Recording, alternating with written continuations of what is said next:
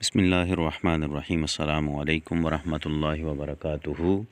अहबाब जी वकार एक मरतबा फिर आप सब अहबाब को मैं अपने यूट्यूब चैनल में खुशामदीद कहता हूँ।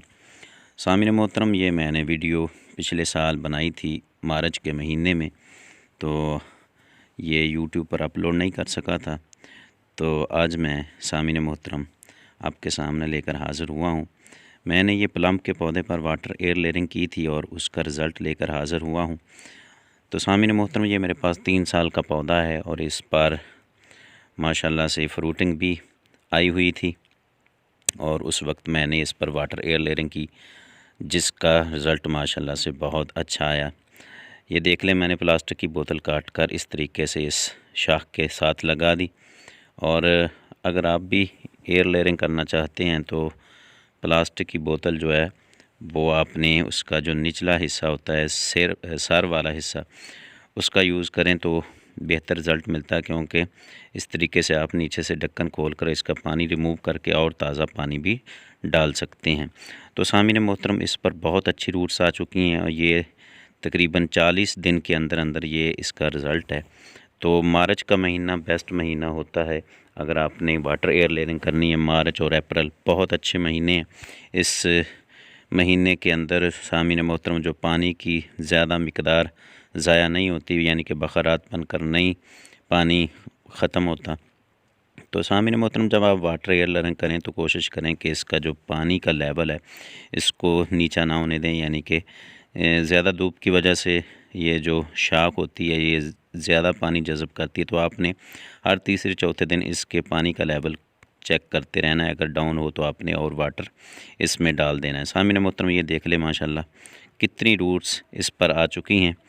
तो अब हमने सामिन मोहतरम क्या करना है कि इसको बड़े एहतियात के साथ 1-2 इंच छोड़कर नीचे से कटर की मदद से यहाँ से काट लिया।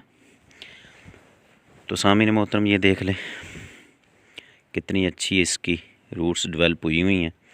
आपने भी वाटर एयर लेयरिंग कर लें तो बहुत अच्छा रिज़ल्ट मिलता है, ख़ास तौर पर प्लम के पौधे यानी कि आलू बुखारे के पौधे पर।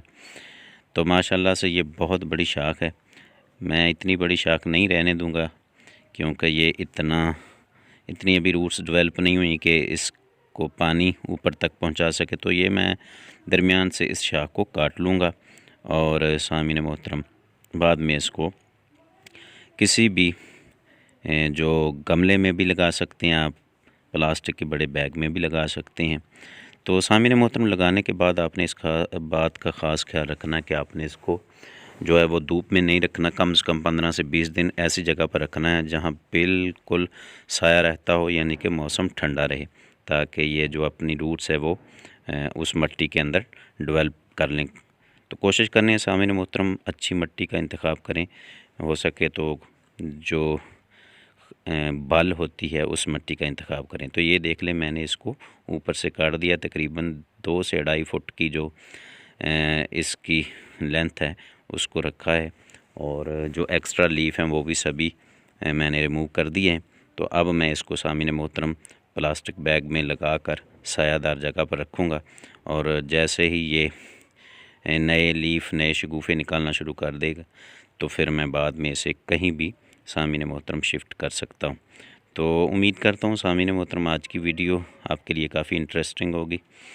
तो मेरे चैनल को सब्सक्राइब कीजिएगा, वीडियो को लाइक कीजिएगा। अल्लाह करीम हम सब का हाफिज़ व नासिर हो। शुक्रिया।